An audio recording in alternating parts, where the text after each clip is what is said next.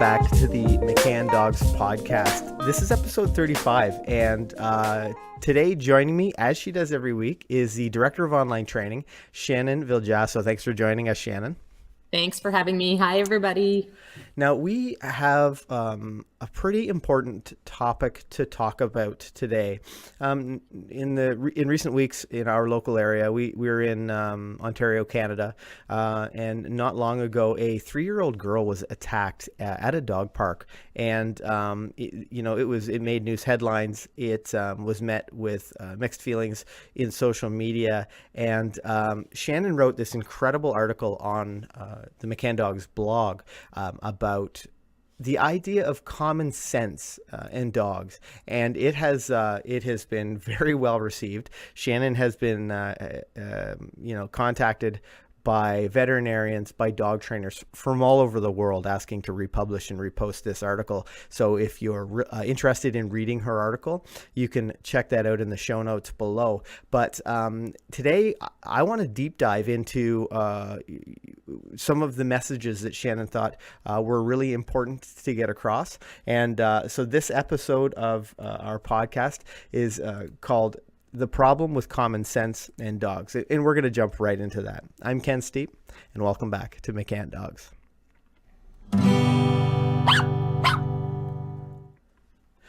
So Shannon, the attention that this article has garnered is pretty spectacular. I think in 24 hours, it has had tens of thousands of reads, hundreds of shares. Why do you think this was so struck such a chord with so many people when it comes to dog ownership and dog training? I think that in the dog world, there's generally two senses of thought. There are people who know dogs, know what they're capable of, and see them as dogs.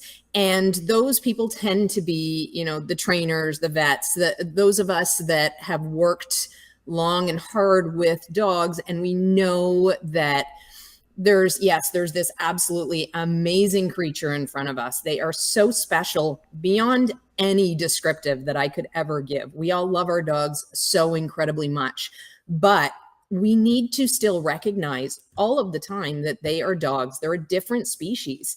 So I think the other type of dog owner and dog lover is the person that identifies their dogs as their kids.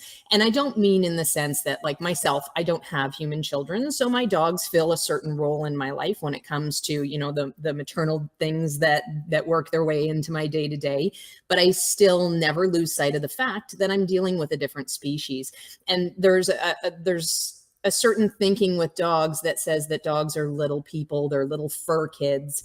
And that seems very harmless. However, it's truly not, because it does force the common sense in the world to re-evolve, to align itself with the current level of thinking. So if 75% of the population is thinking that dogs are fur kids, we're forgetting that they are powerful, they're strong, they're fast, and they're going to use different tools to convey their messages. And those are tools that we may not find to be desirable traits. We don't want our dogs to bite. We don't want them to growl at us. We don't want them to bark obsessively. However, those are tools that dogs will use to communicate their feelings and communicate their needs and their wants. So biting to a dog is a normal thing. We see that as an undesirable trait.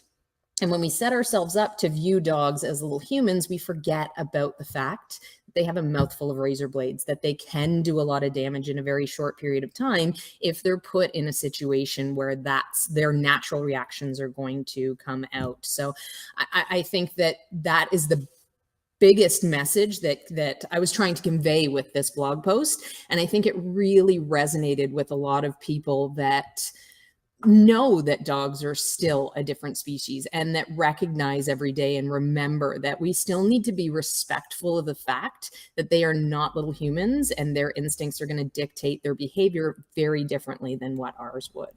Now, for anyone that's not familiar with the incident that we are talking about, it was a news headline where we live. But can you just sort of fill our podcast audience in on what happened?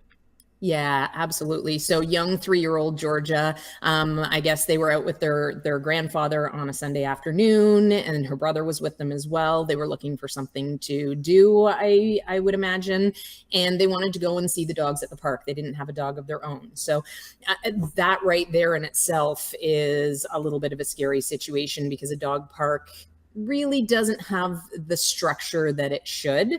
So they wanted to go to the dog park. They wanted to watch the dogs. And I guess Georgia was excited and running around and running on a hill. And there was a dog in the park that got stimulated by that action and chased, grabbed her by the back of the neck and the back of the head, and actually dragged her approximately 25 feet down a hill. And she ended up with severe lacerations. She was taken to emergency and later transferred to Sick Kids Hospital. She is stable as far as I know. She was listed as stable by Tuesday. I haven't been able to find any updates about how she's doing now, but hopefully she's on the mend. And it was just one of those situations that everything changes in a blink. And when I read the original article, I thought, like, how did that happen? There's so many things going on here. There's the grandfather, there's the kids themselves, there's the dog, there's the dog owner who unfortunately made a really poor decision and grabbed his dog and ran out of the park. So he didn't stick around to talk to police. That's a very terrible situation as Pretty well. And unthinkable. I was looking. Yeah, absolutely. And I was looking for information about whether or not they even exchanged information about rabies. Was the dog vaccinated? Does Georgia now have to go through a series of vaccinations for rabies? I've not found any of those details. That's just one of the things to consider. But the other thing, of course, is the fact that you are responsible. You are 100% criminally responsible for your animals. So it's essentially the same thing as leaving a hit and run accident. He did not stick around, and the police are, as far as I know, the police are still looking for him. I haven't been able to find an update as far as whether or not he's come forward or they've been able to find him. So Now, you and I often have conversations about dog training, and occasionally we find challenges with people who have this Disney model idea of dogs and how dogs think, and what that human's expectation of their dog should be.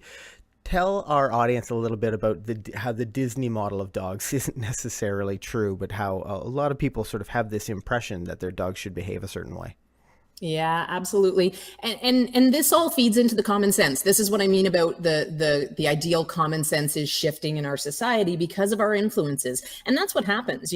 We don't have the same common sense now that we would have had 300 or 400 years ago. Our common sense evolves as times evolve and as the things in our life evolve. So the Disney model of dogs, I always call it, is this wonderful world where dogs are always friendly, always sweet. They're so smart. They can read. They can identify the bad guys over the good guys. They'll, jump into the line of fire to save a kid, and they're safe in every situation, right? You can have kids jumping all over them. You can have them kicking them and pushing them and pulling ears. And the dog in a Disney movie is just a great dog that's going to take that and be happy and say, you know what? Yeah, let's go play some more. And that's a lovely fantasy, but it is simply a fantasy. It is not reality. And that sets us up for dangerous times, because having a dog that you think you can trust 100% with every child in every situation, it's just not attainable. It's not. There's always going to be something in that scenario. So even a dog that it is so accustomed to kids that, maybe they live with 4 or 5 kids. My neighbor has 4 dogs, or pardon me, my neighbor has 4 kids and 2 dogs. So I would imagine that those dogs are pretty bomb-proof about a lot of things with their kids, but not every dog gets that exposure. Not every dog is going to be that tolerant. And even when you have that dog that is wonderful in almost every scenario, you've never seen them put a foot out of line as far as growling or raising a lip or air snapping at the kid or anything like that. Even that dog has bad days. There might be a day where that dog is sore. They might have a headache or something of that nature. There's all sorts of things up in the air that we really don't know about how dogs are feeling. And we know that there are situations where dogs get headaches. So if we can't identify that, we don't know. And that dog may not be feeling as tolerant that day, and things might end up in a disaster. So I think our best chance is to try to educate and realign the common sense to be practical and safe and realistic as well. Yeah, I think those are really, really important points. Now, when the article, not your article, but the news article was first published, it was met with all kinds of responses. People, supporting the dog, and people, supporting the grandfather, and it was really sort of mixed review of things. And talk about your impression of, how people responded to that article. Yeah. And that's what made me change my plans and write this blog post instead of the blog post I was originally planning for this week. I needed to sort of get my head wrapped around how I was feeling on an emotional level, being somebody who, loves and tries to trust dogs as much as possible, even with that knowledge in the back of my head, knowing that they're still a different creature, feeling scared for the little girl, feeling sorry for the whole family, feeling really sorry for the grandfather. I'm, as I said in the article, hopefully we never ever have regrets as big as what he is going to have, because when you make a mistake, you either recover or you don't. But if it's a mistake that's so overwhelming that it is going to challenge you for the rest of your life, and not even that, but now you've opened yourself up to the world, and here's everybody in the world, dehumanizing, as we tend to do with people on the internet. And we put so much anger into trying to find blame for people. Mm-hmm. And the unfortunate part of the situation is that all the blame in the world will never change what happened in that scenario. And I always think about mistakes that I've made in my life. And I think I'm lucky enough to be at the point where I've never made a mistake that is so colossal that I'll feel regret about it for the rest of my life. I've made more than my fair share of mistakes, that's for sure. And we all There's do, never been anything that, yeah, absolutely. There's never been anything in my life that has been a mistake that I've made that has resulted in somebody I love being hurt and possibly changed for the rest of their life. And I really, really feel for this man. That mistake was a terrible mistake to make. And people kept saying, common sense would dictate, why would you bring a dog or a child to a dog park and let them run? And if you understand that, because dogs are a different species, and you have that belief that dogs are capable of doing damage and you need to treat them with respect as dogs instead of little people, of course it's common sense to you. But if this is not your life and your day to day, and you're just thinking, oh, it's a dog park, it's going to be dogs running around playing, having fun, much like, everybody who thinks of a doggy daycare center thinks that the people who work there just play with dogs all day long. And that really couldn't be further from the truth. You're managing play, you're watching out for a million different things. Those people, if they're doing it right, should be absolutely exhausted by the end of the day, not sitting back and thinking, oh, that was such a fun day playing with dogs. Mm-hmm. They are working hard if they're doing it right. So, and if your life doesn't include that, your common sense is completely different. And I'm sure that's the situation with this man and the mistake that he unfortunately made.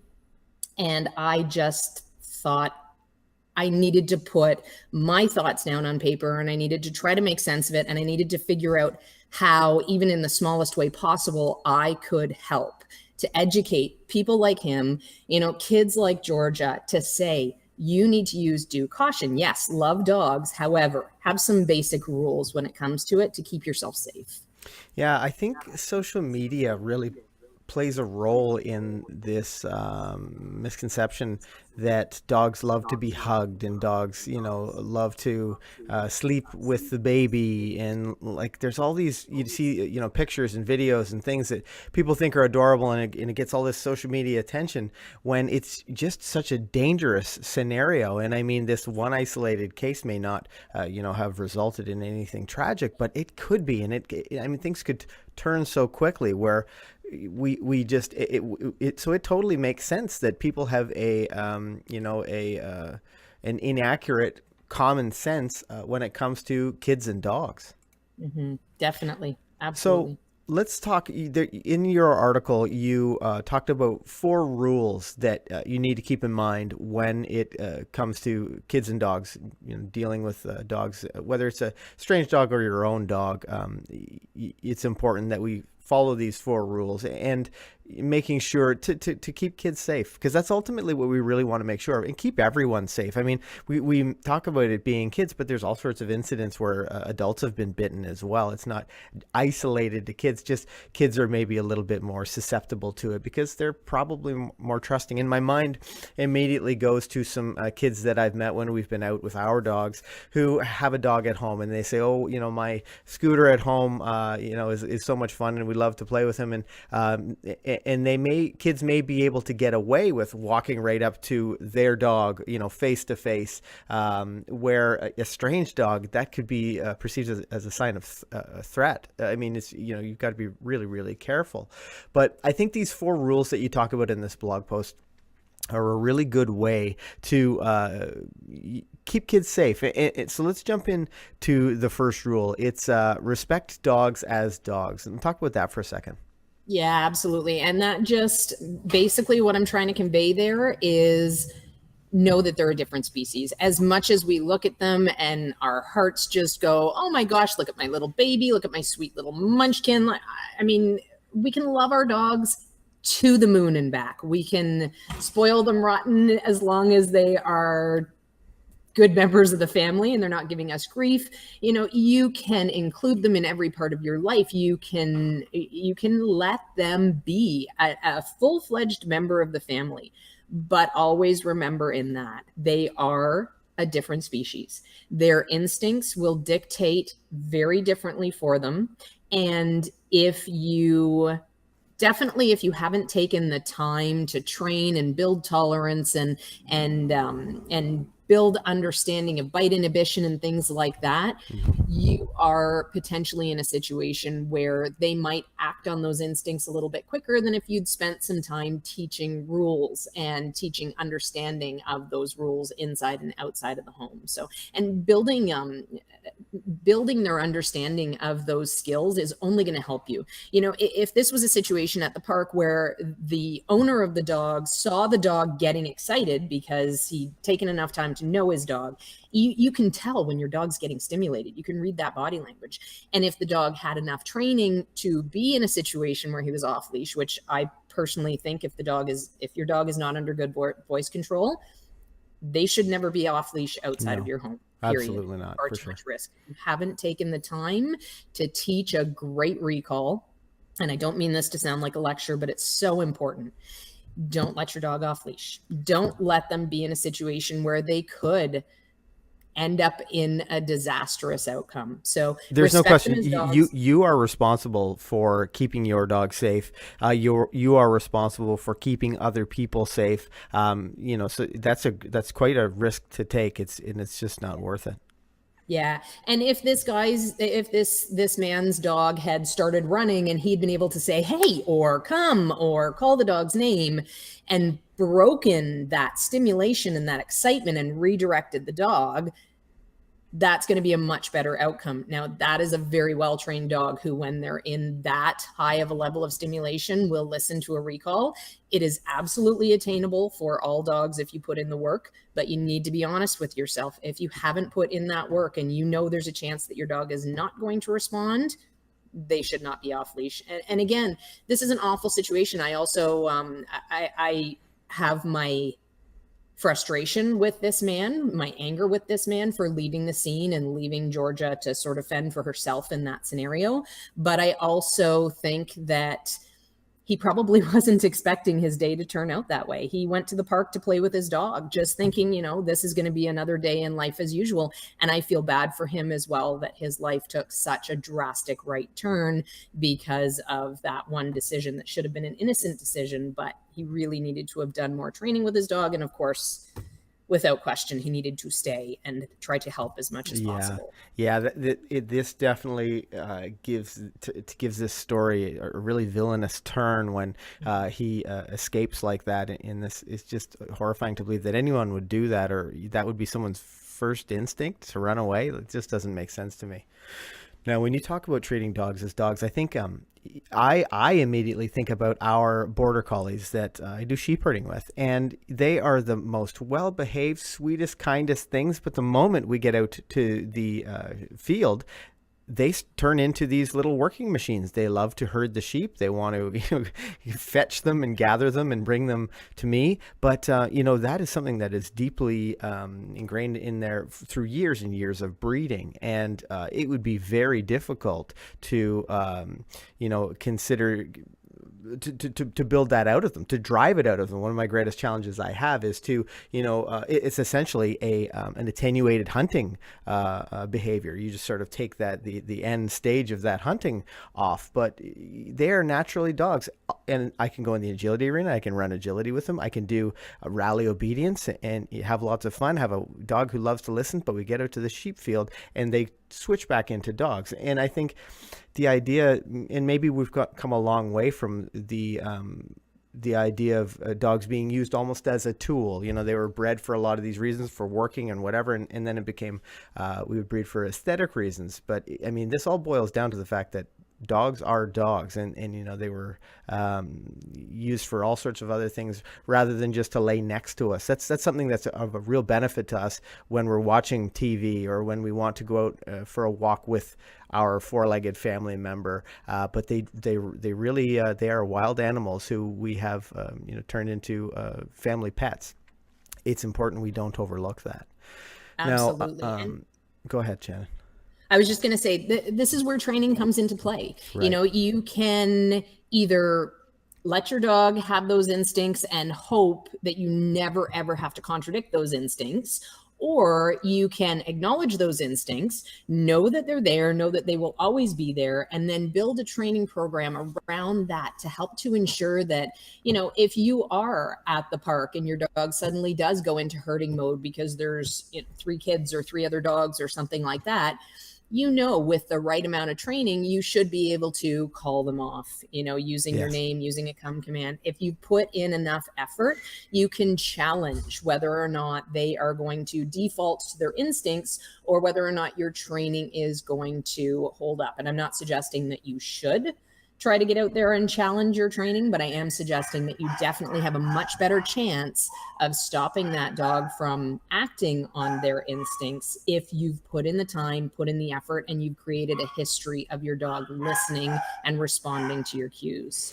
Yeah, that reminds me, we were at a birthday party. I was with Rad, my youngest, or I guess our second youngest border collie, and there were kids. Another instructor had her 2 kids running around, and Rad got pretty stimulated by the kids running and screeching and squealing, and I could see him he started to flank and head way out. I had to ask him to lie down. I called him back over and I asked him to go lie on his bed, because I know leaving him in that situation, he just sees them as something that needs to be herded. It's that prey drive fires up. Disorganized kids. Right, exactly. So having those skills, and the go lie down in your bed is always a nice one, because you can just have them go to wherever you need them to go, and it's then your dog's responsibility to remain there. So I've been through that exact same situation that you were just talking about, and I know how valuable it was to have a dog who loves to listen.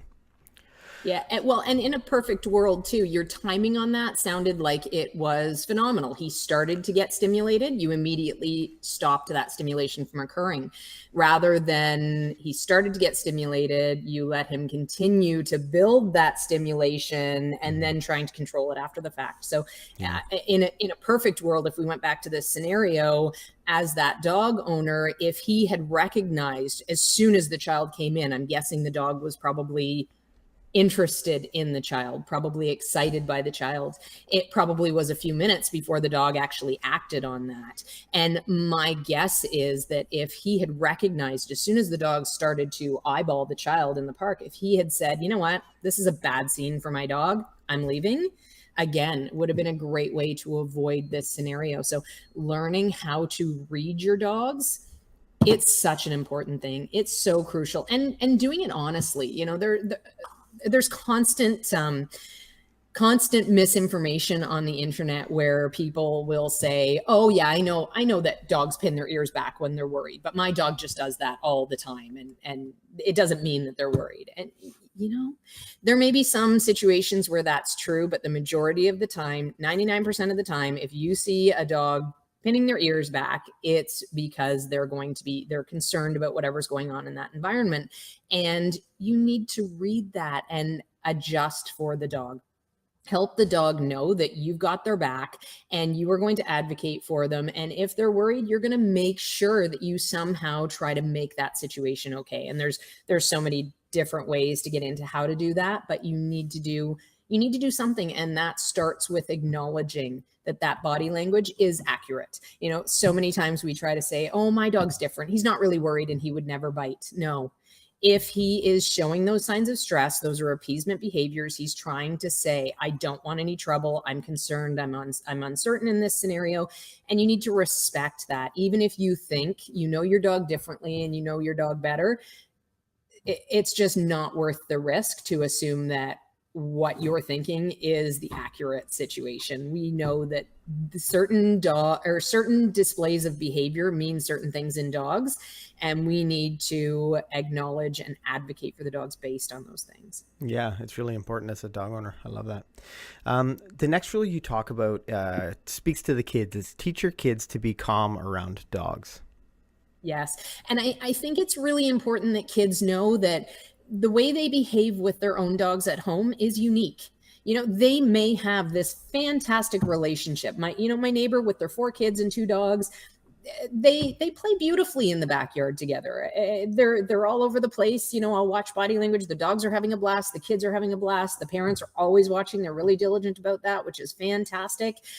But those kids, we don't want those kids thinking that they can go outside of this situation and go to another group of dogs or find 2 strange dogs on the street and think this is going to be the exact same scenario. I can jump all over. I can run. I can let them chase. I can chase them.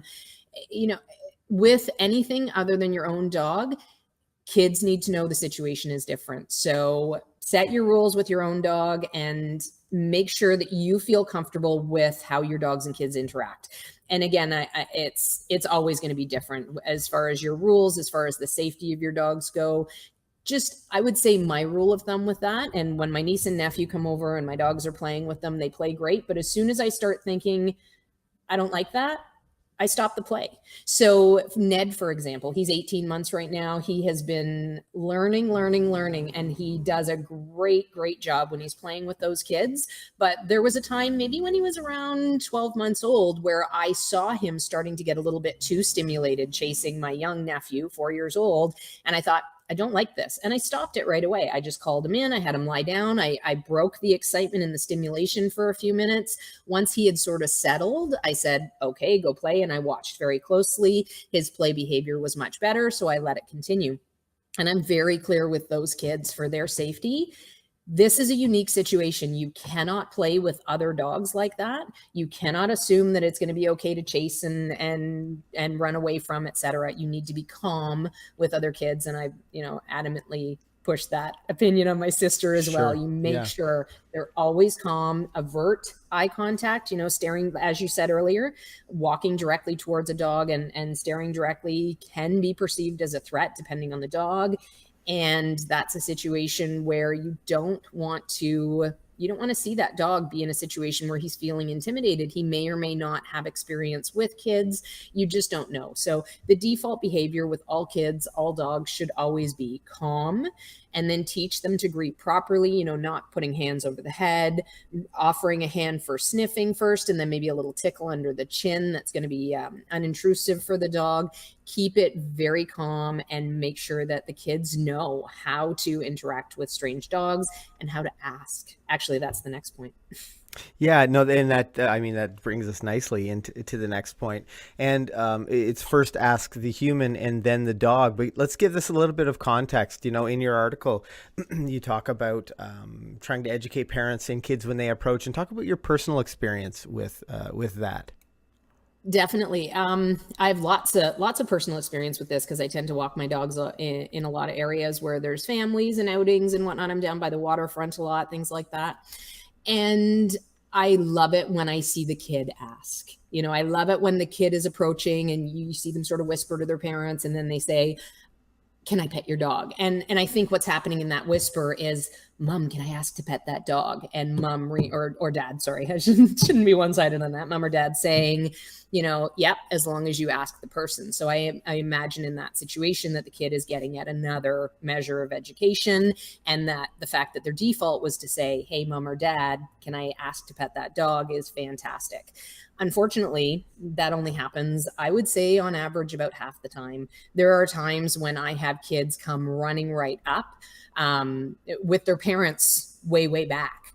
And that's one of the reasons that it's so important that you're not just trying to manage the kids and keeping them under your thumb every time. You need to educate them so that they make the right choices. It's so important that when the kids are excited and they're running along the waterfront and they're 30 feet from their parents, and the parents haven't seen that there's a person with a dog approaching, it's so crucial that because that parent can't say, oh, don't touch the dog, that kid recognizes, okay, this situation, I need to ask. And hopefully they would go back to their parents to ask, or very clearly pose the question to the person. Myself, I would always say, it's okay as long as your parent says it's okay. I would wait until the parent got closer, and then I'm going to set my dogs up and make sure that they're nice and calm, and then the child can come in and say hello to my dogs.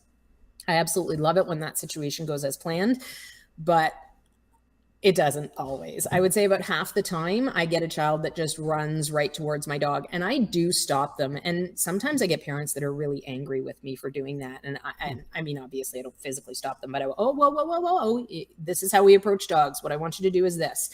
And there are times where parents just think, you know what, you're embarrassing me, or something of that nature. I'm not really sure what the emotional response is that makes them angry at that. But those are the people I feel I need to educate the most. And it's very awkward in that situation, but I have to say, you know what? Not all dogs are friendly. And I usually put it in context. I work for a dog training organization that I've been with for 20 years. And I can tell you full well, even the sweetest dogs have their days. Like, you really need to make sure that your child asks and gets an opinion and knows that the dog is going to be safe in that situation before you allow them to greet. Like I said, it can be very, very awkward when you've got somebody who's not necessarily interested in hearing that, but it's such an important message that despite the awkwardness, I push through and I make sure that I say my piece, and I let them know that they need to keep their child safe. I've had lots of times kids want to hug dogs, and again, I think this is the lack of education that the dogs at home are probably different, even though that's a whole other topic, whether or not you should hug your dogs at home. But definitely strange dogs, without question, no hugging. Very, very important for parents to teach their kids no hugging. And I've had situations where the child has asked, can I hug the dog? And the mother immediately said yes. And I immediately had to say no. Yeah, that's scary. That was alarming. And again, very awkward situation to try to say to that mother, I'm sorry, you really shouldn't allow your daughter to hug other dogs, and explain why and what. And this woman was lovely and receptive and very grateful, actually. And lots of times people are as well. They're very thankful that they're getting more information to keep their children safe.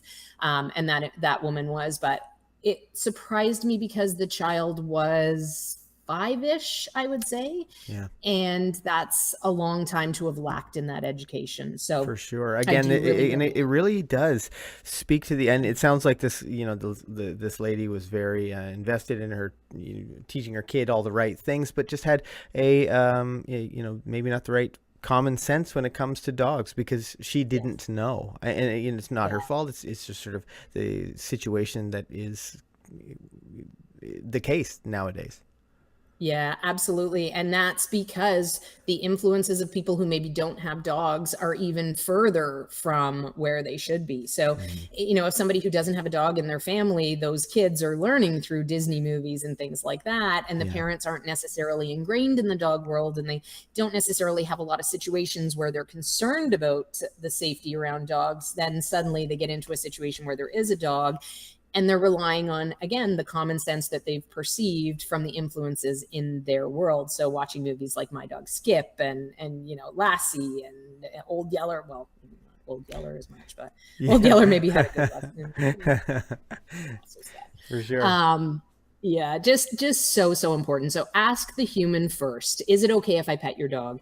And this is another place where I've had some trouble. When I say no, there's times that I think, I don't know that I like this scenario. I don't know that I want to open my dog up to this.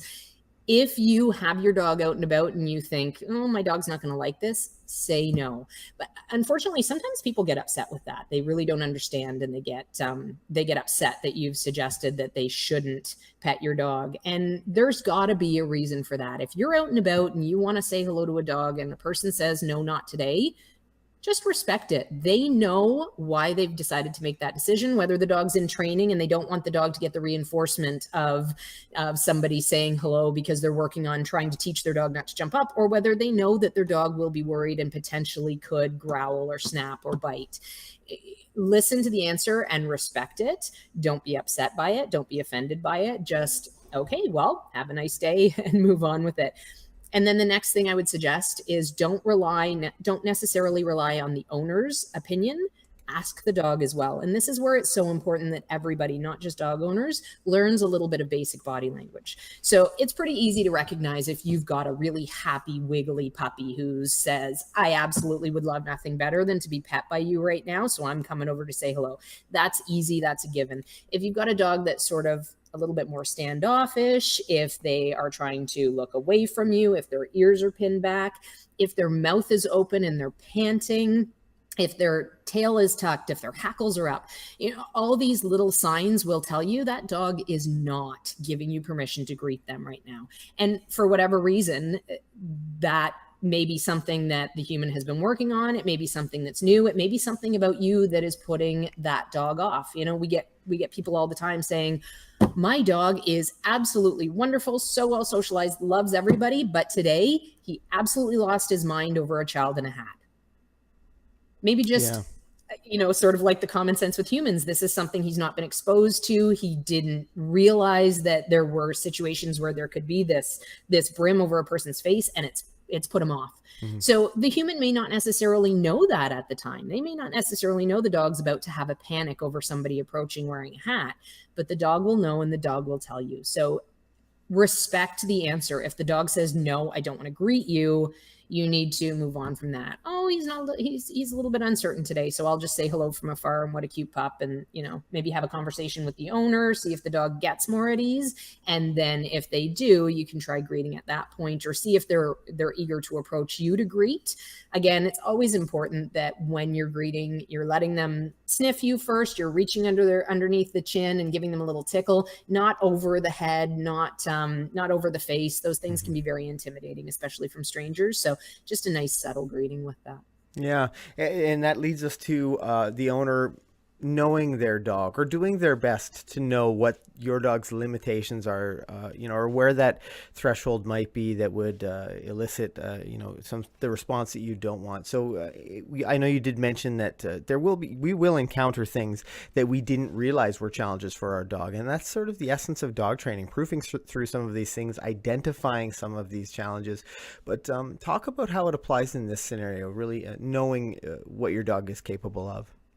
Yeah. So, with my own two dogs that I'm living with right now, for example, Reggie is 10 and a half, and I've had him since he was 9 weeks old.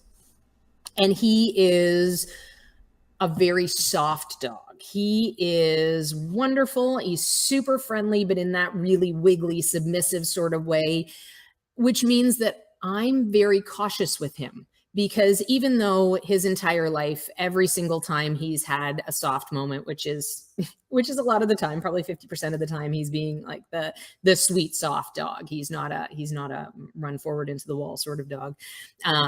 And I know that if I put too much pressure on him from a social point of view, there is a very good chance that he will get worried. And that is something that's been with him all his life. And I've had to accept that. I've had to accept that this is not a dog where I will ever not have to worry about him in social situations. I'm always going to have to keep my eye on him and make sure that he's comfortable, that he's confident, and that there's not going to be any danger in the situation. So if I have people over to my house, for example, I will often put him away. I'll often put him in his crate. If I have him out for a bit and he's doing great, I'll usually have him spend about 20 minutes socializing with everybody and having a good time. And then because I want to relax, I'll put him in his crate. I'll take the pressure off him socially. I take the pressure off me socially. And I make sure that there's not going to be a scenario where, because I'm busy in the kitchen getting the next tray of hors d'oeuvres or something like that, something happens where, one of my friends doesn't necessarily know him and know how soft he is and know that he can be worried when it comes to social pressure, and some awful accident happens. So I'm very, very cautious. I make sure that I acknowledge 100% the dog that he is, the fact that I'm never going to change his basic being. I'm never going to be able to turn him from that, very soft, submissive sort of dog into a dog that's ready to take on the world and, loves everyone. And that's my Ned. Ned's 18 months, and I can pay much less attention to him when I've got people over at my house, because he is just the easygoing guy. There's a big gap between those two dogs where it comes to my management with them, where I have to be really not really concerned, but where I have to be concerned with Reggie and know that I have to do my part to help him. And Ned, who's like, yeah, I'll take it as it comes. I still keep an eye on him, of course, because dogs are dogs, but it's a very different feeling between those two dogs. And I know them both well enough to acknowledge what I need to do with Ned is different than what I need to do with Reggie. And Reggie's not any lesser of a dog because of that. What's important is that I've recognized and I've kept him safe, for all of these 10 years. He's never had an incident despite being like this all his life, because I've managed it. I've taken precautions, and I have done my part to train him so well that I can get an instant response from him in any situation. So if he got worried and I thought he might flee or something of that nature, I've got an ironclad recall with him where I know I can keep him safe. Yeah, it was really good. I was just, it's so important. We've gone back and forth talking about how important it is to treat dogs as dogs. But we do understand that they are members of our family. And I love this last line in your article, and I'll read it to our podcast audience. It says, "Love your dogs and make them part of your family, but never forget that they are a different species. Respect that, and take the time to train them. Do your part to educate others and be the best advocate you can for the cause of redefining common sense." And I hope that this podcast has had that impact on, or helped people better understand their dogs, to understand the dogs that they meet when they're out and about. We do our best to try to create well-behaved four-legged family members for all of our students. So over 500 dogs a week come into McCann Professional Dog Trainers. And we also try to help some of our distance students with our My Dog Can program. And Shannon is the training director of that program. And Shannon, can you briefly just let our podcast audience know what the My Dog Can program is all about? Absolutely. My Dog Ken is our online dog training program, and it's basically our grade 1 program adapted for an online environment. And we were actually a little bit late coming to an online program because we wanted to make sure that we got it right. We didn't want to we've been here since 1982. So we have been in business for a very long time. We have helped 80,000 families have great family members, and we've been approached a million times about making videos of our training program. And we've always said no, because the strength in our program is really the staff, the knowledge in the staff, and the support that you get by coming to class here. So we didn't want to just put a bunch of videos online and claim, okay, here's the McCann method, because that wasn't really good enough for us. We wanted to make sure that we were able to give the support that we can offer in classes here as well. So we came out with our grade 1 program for online, which covers coming when called, regardless of whatever distractions are out there. You really want to have that completely reliable recall. Walking nicely on leash, and stays as well. And stays are a really important thing for building emotional control. And, in situations like what we were just talking about, that dog needed more emotional control. He needed to have had many, many, many, many lessons that taught him how to calm himself, how to get rid of that stimulation, how to adjust, how to interpret the stimulation. There needed to be so much more teaching for that dog in order for that dog to have made a different decision there. So, unfortunately we can't go back in time, but People don't tend to practice stays as much, and I can tell you they're such a crucial part of things. They're really, really important for teaching emotional control. So all of those really important skills, being able to walk nicely with your dog without the pulling and without them lunging at other things or without them dragging you down the street, all those things are covered in the My Dog Can program. And there's so much more as well. We give you support any way you can contact us. So you can call us, you can email us, you can chat with us in the Facebook group, you can send videos, you can post videos in the Facebook group. You know, there's so many different ways to get support in the My Dog Can program that we finally were able to say, okay, we can go online because we're going to do it like this.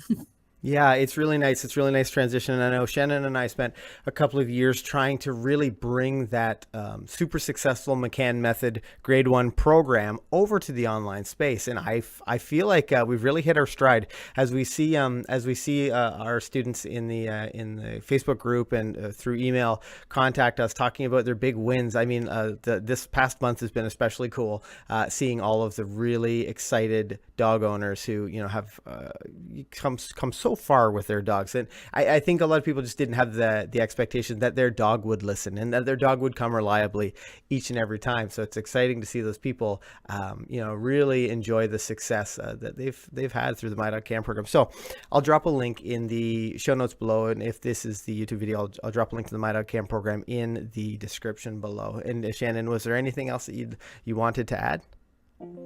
Oh, I think I added a lot. Just be safe, everybody. Just, trust your instincts, use caution, remember that they're dogs. If this is your first time on our channel, make sure you hit that subscribe button. We publish new podcasts every single week to help you to become a better trainer for your four-legged family member.